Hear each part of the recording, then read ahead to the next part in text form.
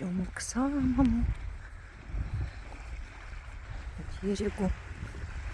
Водорослей целая куча. Мол построен. Ага. Наконец-то немножко пахнет морем.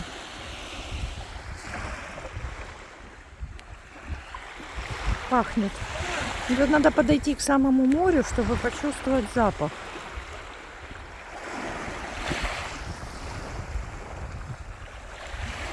Молочно-зеленая вода.